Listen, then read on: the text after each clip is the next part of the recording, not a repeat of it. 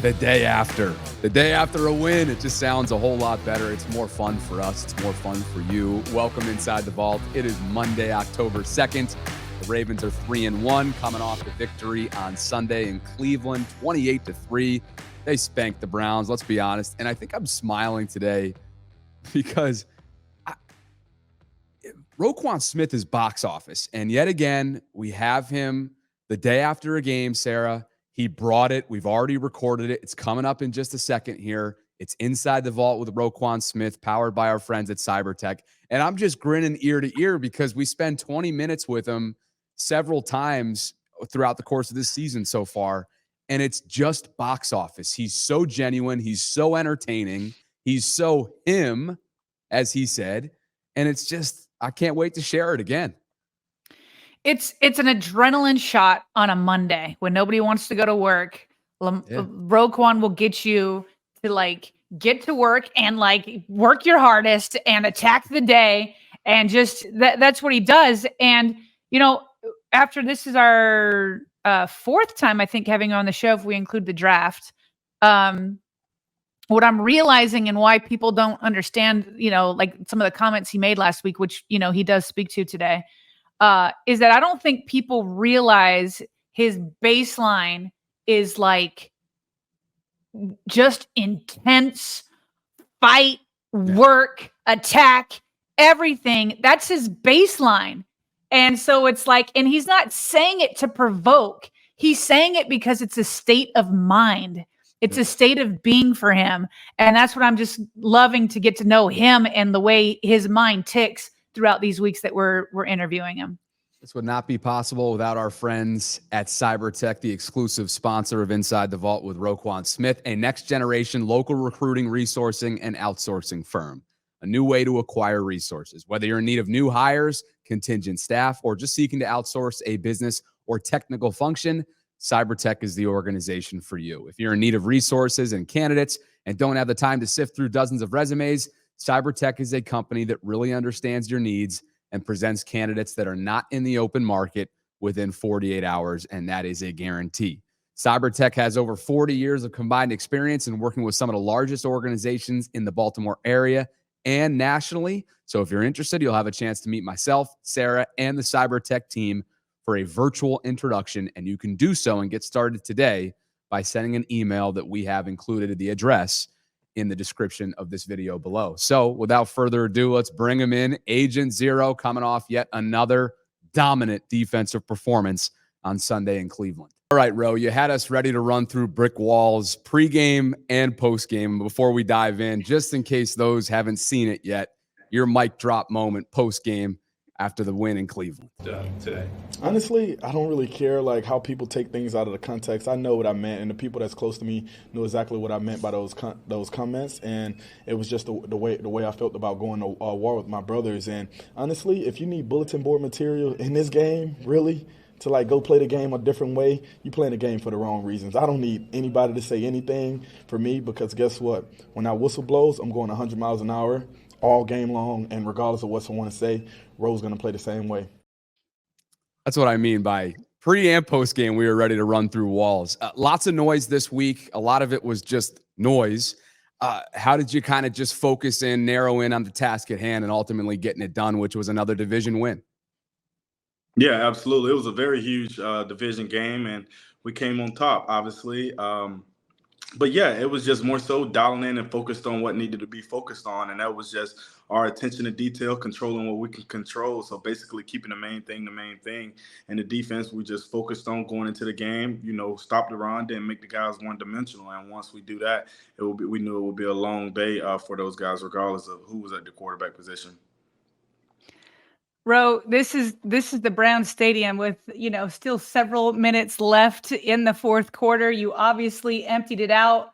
How does it feel to, empty out that stadium, only give up 3 points, and it had to be a 50-plus yarder to even get it.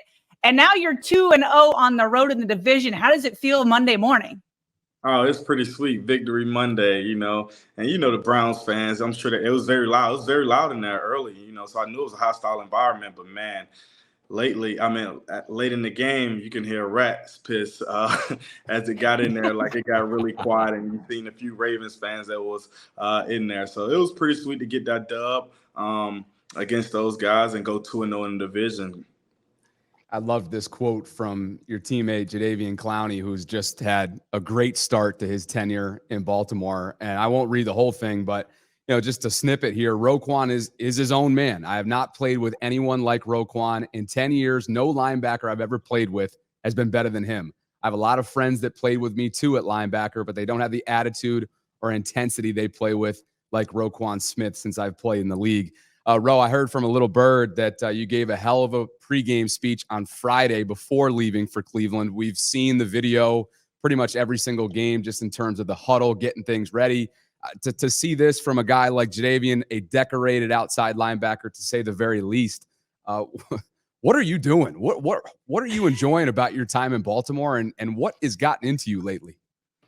Yeah, honestly, man, I have a lot of respect for JD and the way he's come in and like how he's been working day in and day out, even though we know he got here very late. And I love putting on the pass with that guy as well. But I just be myself at the end of the day, and that's who I know best is myself. I don't try to reach out, be anything that I'm not. I just try to create some totally different picture from the person that I am. And I have faith in myself and faith in my ability on what I can do on and off the football field and the way I can lead a group of men. And I just think more like that and just stick to my basics, stick to my guns. And I think that it just leads over to the guys. And that's all I'm doing, honestly.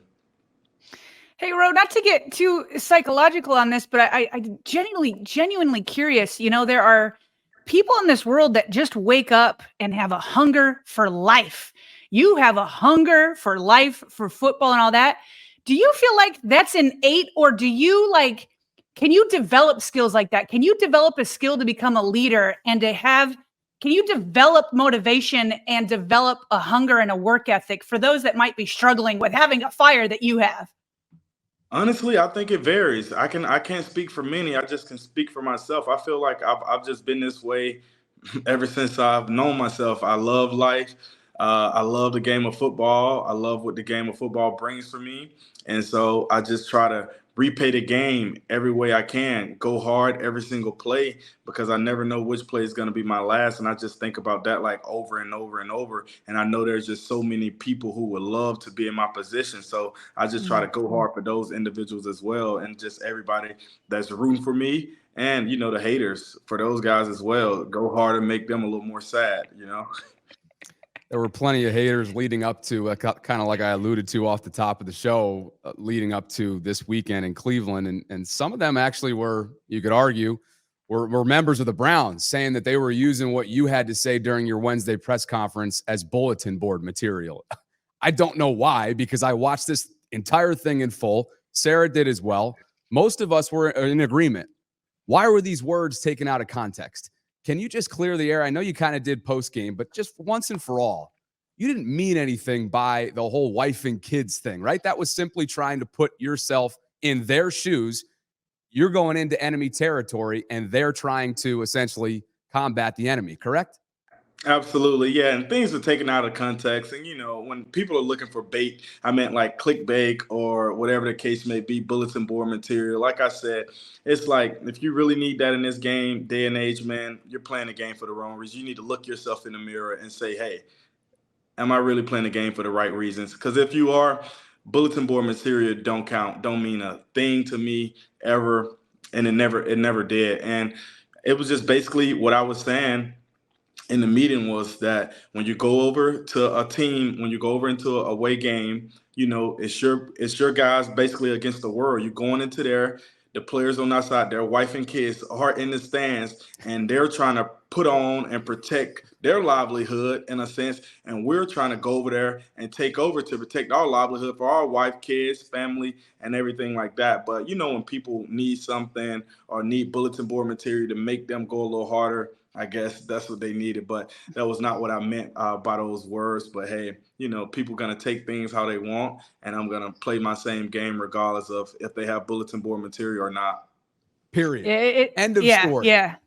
It's silly. We often call football like you're going to war. Nobody actually thinks we're going to war. It's a metaphor. It's talking about just the emotion and all that's coming behind it. So yeah, it's all silly. But now, Ro, you also said, because people were giving the Browns their flowers. They were number 1 in terms of points allowed per game going into this. Okay, Ravens were number 8. You said, well, you can't define a defense after 3 weeks. How right you were, because the Browns, after playing the Ravens, went from number 1 to number 5 in points per game. So they went down 4 spots. The Ravens moved up number 8 to number 4. So this is a long season. Nobody's defined yet, but what is the potential of the Ravens defense? Can they make it number 1? That's obviously the goal, right?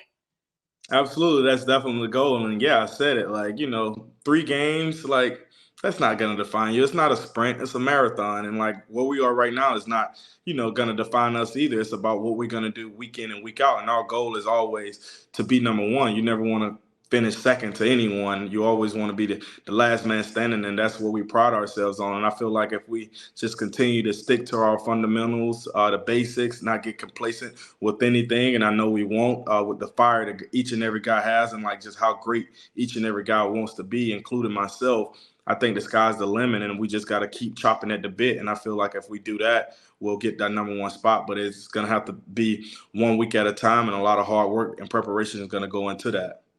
Bro, another week in which you lead the way defensively, 10 total tackles, 6 of which were solo, a tackle for loss, 2 pass deflections. I didn't even know that until now when I saw that. We were too focused on Kyle Van Noy walking in and seamlessly just joining your defense with a pass deflection himself, but you also had a QB hit. Did anything change given the last minute nature? And I know you guys prepare for everything, but with DTR being kind of thrown in there last minute, no DeShaun Watson, did that change anything approach wise?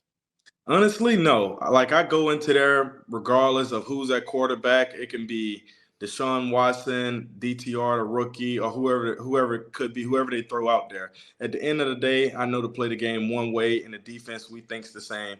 We play the game one way. They can line up whoever out there. We're going to stick to our fundamentals, do exactly what we need to do, play in and play out. And, at the end of the game, when the final whistle blows, we'll look up at the play clock, and then we'll go from there. And that's how we looked at it. And we've seen clips of DTR, obviously – play some good ball in the preseason, but it's obviously different when those live bullets are flying out there on the football field. So it was definitely a rough day for him. He may have his time one day, but it wasn't his time yesterday. Yeah. Rough is right. I almost, not there yet, almost felt sorry for him, because to draw your first NFL game against Roquan Smith and the Ravens defense, that is not a fun assignment. So, but yeah, and this is funny. I pulled this picture. The cameras had caught DeShaun Watson. I don't know if you can see it, Ro, but he's got his hand up to his head, and he's just fed up, and he wasn't even out there, and he was tired of it. So yeah, you definitely you baptized DTR into the NFL for sure. What I want to get a reaction on, somebody had posted a meme of you tackling Elijah Moore. This is when his helmet came off. Oh my gosh, you don't want to just tackle somebody. You want to, within the rules of the game, punish somebody. Now, the caption to this meme from Spencer Schultz says, Baltimore linebackers are great again. To me, he's obviously, and this is happening a lot, people are comparing you to Ray Lewis. I feel like you're on the same trajectory. My question to you is, are you comfortable with that comparison? Or I mean, some people don't like it, but do you embrace it? Honestly, anytime you're being compared to a GOAT, it's very humbling, But man, Ray's on a different pedestal, in my opinion. I just try to, go out there and be myself at the end of the day. I try to be Roquan, and Ray has done his thing. 16 years in the game. It's crazy. All pros, Pro Bowls, Defensive Player of the Year. Some of the things the guys accomplished, man, I don't think linebackers will ever be able to quite accomplish in the way he played it for so long. So I have the utmost respect for him in the way he did things. But I just try to go out and be myself and try to be the Roquan Smith era. I don't try to be the Ray era or anything like that, because it was his time when he was there. And I feel like, it's my time now. And I'm just trying to go out week in and week out and be myself and ball out with my guys. We definitely want to get your thoughts on the NFL film segment that had all of Baltimore just loving every second of that, but we'll save that for the last couple minutes with some of the fan questions because people were really curious. Speaking of 16 years, John Harbaugh is in his 16th season as the head coach of your team, and he picked up a major milestone with the win yesterday in Cleveland, 150 career wins. It's only been, you were acquired in November, if I'm not mistaken, so it hasn't even been a year yet. Yet I would imagine the way that his pulse, right? Just the way his football mind, his acumen, his pedigree has to be contagious. What have you made of your time with Harb so far? Yeah, man, absolutely. So happy for Harb's 150 wins, but we're just getting started, baby, in my opinion. So I'm very excited to be a part of the team. And, Harb's like just how fiery he is and like just how he wants everyone to be successful. And like it seemed like we bleed the same type of blood far as, just attacking each and every single thing, regardless, like with mental intensity, physical intensity, and just like not accepting no for an answer and like just by any means getting the job done. I feel like I'm on that same type of time as Harbs with that. So I'm just grateful to be here and playing under such a great head coach in Harbs who's been doing it for a heck of a long time and plenty more years to come. So I'm just proud to be a part of this squad with him. Did you hear what he had to say about you post-game? Actually, yeah, I was in there. So, yeah, I have a great deal of respect, man. I just try to be myself day in and day out. And, that's what he said. But, yeah, man, that's definitely very humbling. And I have the utmost respect for Harbs and the words that he shared about me. So I'm just grateful to be in the position that I'm in. Yeah, I love that he had your back. Hey, Roquan, before we get to fan questions, I got to get your reaction to Lamar Jackson's day yesterday. 4 total touchdowns, 2 on the ground, 2 through the air, 142 passer rating. Again, against what was supposed to be the number 1 defense, right? They were missing some people on offense, but they weren't on defense. He had like a 70. What was the completion percentage? Something like 75%, 72, something crazy. What's your reaction to Lamar's game, and what's it like to have him as a teammate? Yeah, honestly, man, he's just being Lamar at the end of the day. And I think he's honestly just getting started. It's crazy, though, because I think there's so much more room for improvement. And he says it as well, because, like, it's just like it's so many other, like, little things where I'm just like, man, once you get a couple more weeks in this offense and, like, he get even more comfortable, man, the sky's the limit. But I see him do it out there, practice day in and day out. His completions, putting the ball where it needs to go. His receiver making great plays. O-line doing what they have to do. The backs as well. So he got a great supporting cast around him. And, like, once he get all his weapons back as well, man, I'm just excited for the offense and all the great things that those guys are going to do over there. And obviously being led by Lamar is, enough within itself. And yet, just like he did after the post game in Cincinnati, huge win yesterday in Cleveland, he's just like, look, this is just what we're doing. It's early, right? It's October 1st. So I just love the composure that you guys both have at the podium. You understand, what'd you call it? Like a marathon, not a sprint, right? Like you have the perspective. You've been in the league long enough to understand that things can change in an instant. There's going to be peaks and valleys. So I think we all appreciate that about both of you guys. Absolutely. Fan questions, Hey, Sarah? Yeah. Let's go fan questions. All right. So we put it out on Twitter and Facebook, Ro. We obviously couldn't get to all of them. They were coming in hot this morning, but we'll begin with Paul. And this is more of a within the lines. We like this one. Do you get more satisfaction out of shooting a gap and blowing up someone behind the line of scrimmage, or dropping back in coverage, reading the quarterback's eyes, and jumping the route for an interception? We've seen you do both of these things, maybe not in the interception category, but dropping back, we've seen you do PQ as well. What do you prefer? Honestly, man, it would be interception because that changes the game. Turnovers changes the game. Definitely big hits are big with momentum and whatnot. But once you get an interception and get that ball back to Lamar, like give him another opportunity to have that, man, I'm erring on that side every day of the week and twice on Sundays. You were this close twice yesterday, Roquan. Oh you were reading DTR. Oh my God. Yeah, it was crazy. I'm like, man, I left so much money out there on the field. My guys was giving me crap about it. PQ, secondary, everybody. I'm like, have hammer hands almost yesterday, man. And I was reading and it was kind of quite like, I'm like, man, I couldn't believe he actually threw it. And like, so I was kind of shocked, but man, I have to come up with those. Like, that's like, yeah, that's non-negotiable. Yeah, no excuses for that. I should have for sure had one, and not the first one early in the game could have been a nice one as well. But yeah, like if I would have had two, man, come on. Hey, just get on those jugs machines, Roquan. Go on over there with the receivers. That's what I need to do. Get over there with the receivers and whatnot. Now, you weren't giving Geno treatment on the way into the facility today, were you, because of those? No, I wasn't giving him treatment for that. Because he ended up getting one in the game. So, hats off to him. I was the lone wolf. I didn't get myself one when I had opportunities too. That's right. He got one. And shout out to Kyle and Brandon, who got their first career NFL interceptions, which is pretty cool. I'll keep weeding through some of these. Matthew up top on Facebook. Did any of the Browns players trash talk because of the terribly out of context quote the media was running with? Honestly, none of the guys actually said anything to me. Like a couple guys came up like trying to like do a little chop like after the guy number 8 helmet came off. He should have had it tighter. You're supposed to go when you're going out there. You're supposed to have your helmet strapped up tight. So like that's his fault. And so a couple guys were saying something then, but like who cares? I don't care what those guys say because like regardless of what they're gonna say, I'm gonna just play the same style regardless they say anything or not. So I could care less what those guys say.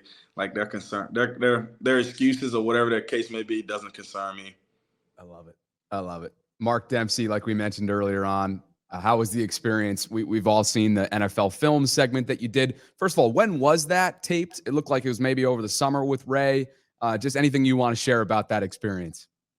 Yeah, it was pretty sweet, man. Just going in there, like chopping up film with like a legend like Ray Lewis, like, decorated career. Everybody knows everything Ray's accomplished, and just like getting little bits and pieces about the game as well as just a mentality and like just like with leadership things as well, like how to command like a group of guys, like little nuggets here and there. So it was just so much like valuable information that I'm like, I'll be forever grateful for, just to be able to sit in the same room with a guy of his caliber and just like, pick his mind on little things and like the way he see things. So it was very great. And I can't wait to have more of those moments in the future. Hey, Roquan, Fats Anderson asks, how do you put up with Marlon Humphrey? He may have seen you. That's the one with Ray. He may have seen you right here pretending to sleep when Marlon comes by for the post-game live. I'm glad you're not pretending to sleep with us. Hopefully we are not as annoying interviewers. So that's what Anderson wants to know. How do you put up with Marlon Humphrey? No, you guys are great. But yeah, Marlo, it was actually funny. Me and PQ, so we knew he was going to, because he was talking about this Instagram live crap. And then me and PQ was up there saying like, okay, bro, Marlon's going to come by. Do we want to say anything to him? PQ's like, nah, bro, let's just ignore him. Like, so we just had it in our head. We're just going to ignore him. I actually wasn't asleep. I just had my shades on. It was very dark. I looked like Blade in a sense where you could not see my eyes, me and PQ both. So we was just sticking by that saying like, man, we're going to just ignore him because he's just going to keep going. So we just wanted to leave that. We have that little mindset for the flight back. I was like, no, he is not. He was trying to tickle PQ. Like he was in there trying to tickle him. And I'm like, yeah. Right, he's at daycare or something. Yeah, he's acting like he got kids at daycare trying to tickle him. Like, well, come on, dude. Oh my gosh. We'll finish with this. I'm sure there's going to be plenty more victory IG lives, as he refers to them, especially when he gets back on the field too. We know that he's going to be even more in an uproar. But Chris Sherman, like so many, want to know what your pregame ritual is, just what's in the headphones. Are you listening to anything specifically? Does it change? How do you put your playlist together? All that stuff. Honestly, it doesn't change. Like, and it would be kind of funny when I tell people I listen to like real chill music, like before the game when I'm out on the field. Like sometimes in the locker room when it's the big speaker for the big group of guys, I may listen to some like more tone-setting music, like, kind of get you in that right mindset. I'm already in the mindset, but like for some that may need it in a sense, maybe that type of music then. But honestly, it'd just be chill music. I listen to like country, R&B. Then when I get in there with the guys in front of the big group, that's when I'm more so, when it's like the speaker in the locker room, that's when it's more the rap, the banger music, make you want to like knock someone's face off, like those type of vibes. But other than that, when I'm like kind of just by myself with my headphones, it's chill, country, R&B, and things of that nature. A ramp up. Real quick. Yeah, ramp up. Slow ramp up. Real quick, Ro, before we let you go, Steelers up next. And the third and the last of the division road games early in the season. What would it mean to go 3-0 on the road in this division? It's the next game up on the schedule, and it'll mean a lot for ourselves, our fan base, just everyone that supports us, man. So we got to definitely hone in. We know the Steelers are going to be pissed off. Like I remember saying a couple of weeks ago, they're going to be pissed off coming into the game after the way the Titans did whatever they did. I watched a little bit of the game, actually, when I got up this morning. So, yeah, they're definitely going to be pissed off. I feel for the guy Pickett. I seen he went down with an injury. Hope all is well with him. But a guy Mitch, I know also well. So it'll be a great game, and I know they got great backs, a great offensive line, and they play really good defense. So I'm excited to go up against them. It'll be a hostile environment out at like Heinz Field. So no place I'd rather go get the dub than over that way. But I know it's going to be a tough fought one. So we're going to prepare day in and day out this week and do whatever it takes to get the job done. Yeah, you and Mitch Trubisky both have Chicago ties, and I'm just going to present this last thing without comment. I'm not going to ask you for any comment, but since the Bears traded you, they're 0-13. We'll finish with that. 0-13, the Bears, since they traded you. So wow, that's pretty crazy. But, I'm rooting for those guys over there, man. Like, I got a lot of, like, the players and stuff, man. I got a lot of guys on the team who I care about and want success for those guys. But and it's tough, man. Like, especially I kept up with the score a little bit and seen the way they, that game happened yesterday. Yeah. That sucks, man. Yeah, but hey, it is what it is. And we'll finish it off there, Ro. Thanks so much for your time, man. No doubt. Thank you, guys. What'd I tell you at the top? The guy never disappoints. He's box office. He's entertaining. He never, ever disappoints, both on-field play, the way that he handles himself for the Ravens press conferences, the way that he's so generous with his time with us, insightful, honest, transparent. I mean, everything. Everything he does Bobby, turns to gold. Have you ever been around somebody who's clearly upset by what another person said, and then they go, "I don't care. I don't care what you have to say. I don't care." And in your mind, you're like, "I don't know. It kind of seems like you care. Like it seems like you're kind of Roquan when he says he does not care what the Browns had to say." Like he does not care. When he says he does not care that people took him out of context, that did not stop him from today saying, like, again, the Steelers are going to be ticked off, or I'm just trying to think. I got to go back and listen to the whole thing. Just some of the things that he said. It's just intense. And like, I really don't think he's going to change one iota. He does not care, nor should he, especially when people are taking things out of context. And one thing that I did enjoy, there's a lot of things that I enjoyed.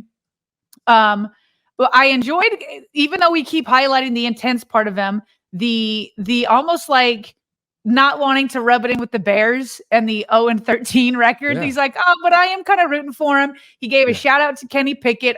He's hoping that he's healthy.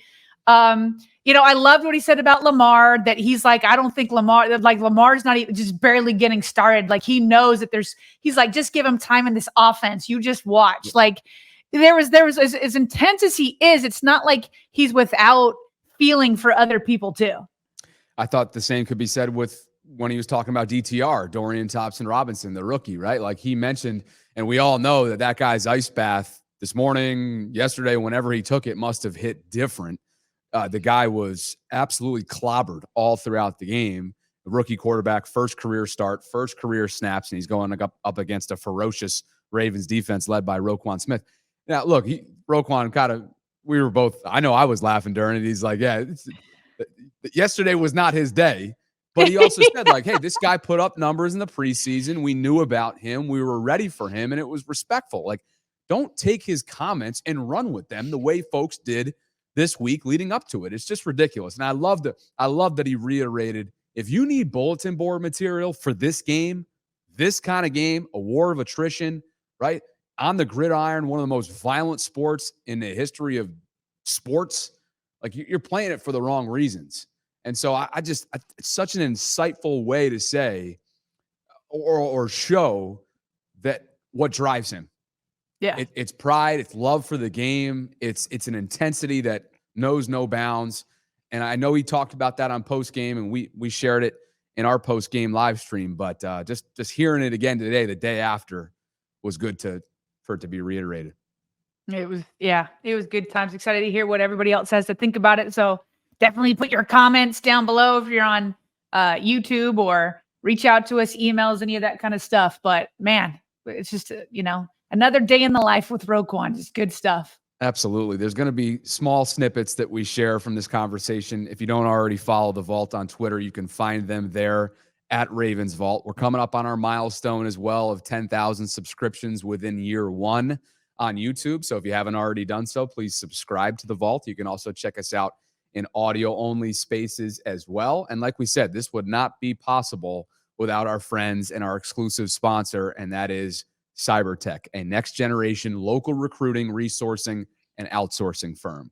A new way to acquire resources is what we're talking about. Whether you're in need of new hires, contingent staff, or just seeking to outsource a business or technical function, CyberTech is the organization for you. If you're in need of resources and candidates and don't have the time to sift through dozens of resumes, CyberTech is a company that really understands your needs and presents candidates that are not in the open market within 48 hours. CyberTech has over 40 years of combined experience in working with some of the largest organizations, both in the Baltimore area and nationwide. So if you find yourself interested in this, you'll have a chance to meet myself, Sarah, and the CyberTech team for a virtual introduction. And you can get started today by sending an email to the address that we have included in the description of the video below in the show notes. And before we close, we want to make sure we shout out and thank two of our returning patrons. These two are supporting everything we do here inside the Vault through Patreon this month. So Neil Harold and David Cole, thank you. We appreciate you guys. And if you guys are interested in doing the same out there, and maybe you don't already do so, visit patreon.com/Ravens Vault podcast to learn more about what we're offering this football season. Lots of small business owners, Sarah. I've just noticed this. We've had a spike in the last week or so, just local and to Baltimore. And you don't have to be local to Baltimore, but a bunch of local folks here in the area are signing up as small business owners for one of our monthly title Patreon sponsor elements that we offer on Patreon. So if you haven't already done so, maybe it's a great opportunity for you to showcase what you're doing here locally in the area. You don't have to be in Baltimore, and it's a great way to help out what we're building here as well. So anything else from you before we jump? Nope. Cool. All right, so this was Monday afternoon, so we will next talk to you on Tuesday's Morning Vault.